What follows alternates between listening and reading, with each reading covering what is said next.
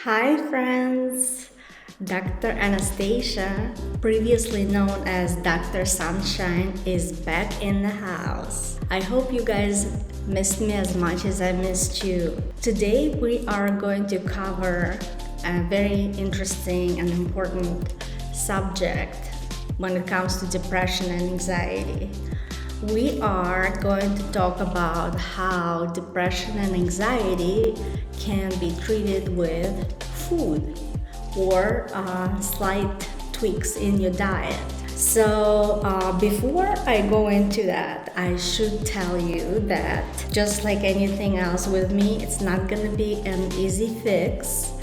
I am going to talk about a kind of a lifestyle change approach. When it comes to food, there is a lot of misinformation out there. Whenever I go to the store, I always see these magazines saying, eat this one ingredient and your depression is going to disappear. Or you always see those YouTube videos saying, oh, just eat this one thing and you're gonna feel awesome and great. I wish it was that way.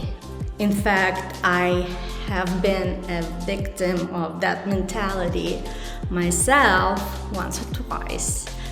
One time I read that blueberries were really good for depression, so I ran to the store, got boxes and boxes of it, and ate it every day, all day long. My depression or anxiety didn't improve, by the way.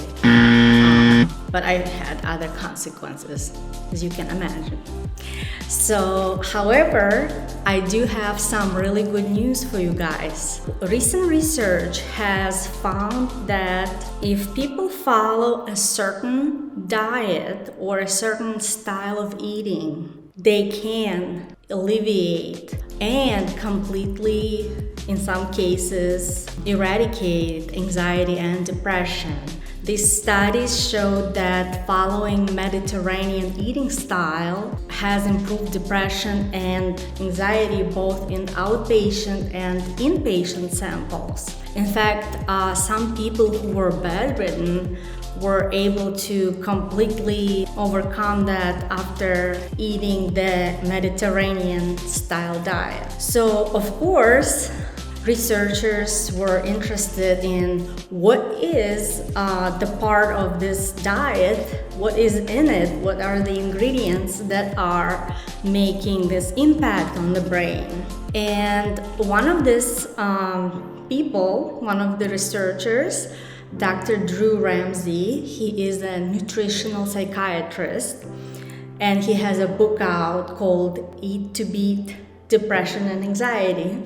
He actually came up with a system that we can use to make it easier for us to follow the diet and incorporated it into our lifestyle. So in his book, Dr. Ramsey actually grouped the food into several categories. What I'm gonna do when I'm gonna go over each category, name most common items belonging to each category, and then I'm gonna talk about the power players and the recommended doses that you have to eat in order to get benefit from it. Let's look at what those categories are. The first group is leafy greens and vegetables. So here you have your kale, watercress, arugula, spinach. You get the idea. So this category, the power player, is of course kale. Kale has been shown to have the most concentration of the nutrients that are necessary for the brain to keep making the feel-good neurotransmitters, serotonin, dopamine, norepinephrine. The recommended dose for the leafy greens is 2 to 3 cups a day. Another thing that also comes into this category is seaweed. I love seaweed, by the way. I mean, I think all Russians do. But seaweed has iodine and it's amazing for your body and brain. The recommendation for seaweed is one small serving a week. So about this much. So then we have our rainbow fruits and vegetables. And you guessed it, the reason they are called rainbow is because they are all of different colors. I'm sure you've heard all the time people saying, doctors recommending, make sure your salad or your food contains all the colors of the rainbow, or your vegetables all look different colors. There is a reason for that, because the nutrient that makes these vegetables and fruits a certain color, it has the benefits again that are necessary for the brain to produce feel-good chemicals. So in this category we have blueberries, I wasn't wrong, tomatoes, eggplant, apples, beets, avocados, of course, red peppers, and carrots. The recommended dose for this category is 2 to 3 cups of these rainbow vegetables a day. And the power players in this category are avocado and red peppers. Next category is nuts, beans, and seeds. So in terms of nuts, you have your almonds, cashews, Brazil nuts, pistachios, walnuts.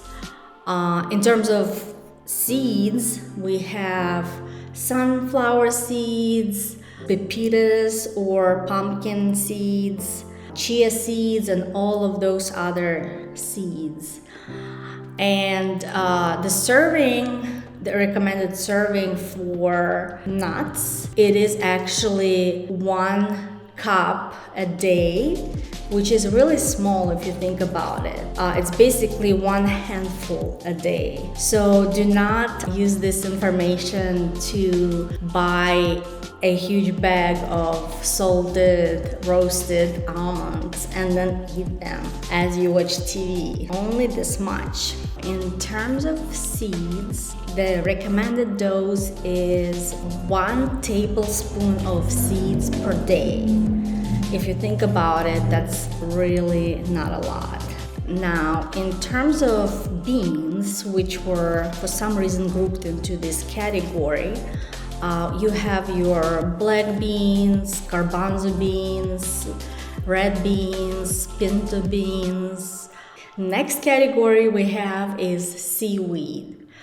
And here we have salmon, we have anchovies, mussels, shrimp, sardines, herring. I love herring.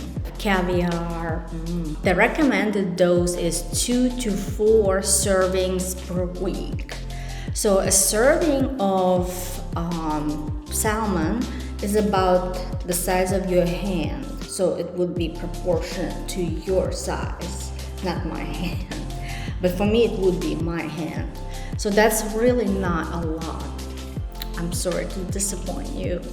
But here, if you're not a fish eater, you have options such as, broiled salmon, or what do they sell at McDonald's? Those fish fingers or something like that.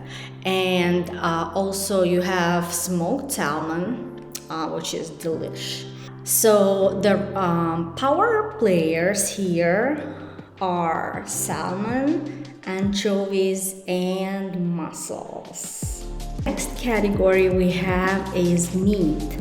So believe it or not, red meat especially is very important because it has lots of iron and other things that are necessary for your brain to function properly. If you are not a meat eater, you can look into options such as buying local meat, the free-range grass-fed beef, and the power players in these categories, unfortunately for you, is liver, which I love. We eat it all the time in Russia, and grass-fed beef. The recommended serving is 3 servings per week. So next category we have is eggs and dairy. Here you have your obviously eggs, you have your cheeses. It's preferable if you go for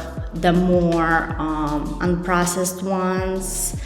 Goat cheese, feta cheese, and the recommended dose is 5 to 7 eggs a week, and 3 to 5 servings of dairy per week. Power player in this category is eggs. So who knew, right? So next category we have is fats. But don't get too excited, it's not that kind of fats. Here we have natural, unprocessed, mostly vegetable fats. So olive oil, avocado, feta cheese, hard-boiled eggs, a little bit of mayonnaise, sour cream, Greek yogurt. Also, I know I mentioned that a lot of studies found that for some people following this lifestyle change, this diet was enough to completely recover from depression and anxiety. There are also those of us who will not find this to be enough. So I suggest that you incorporate it into your lifestyle as just another way to prevent relapsing into depression, just another way to support your recovery. So guys, thank you for listening to this. Please leave a comment. Let me know if you already eat this way. Maybe you have ideas about cool recipes that you can incorporate these foods into. Let me know if you think it's doable. And thank you very much for watching. I love you, friends. Bye.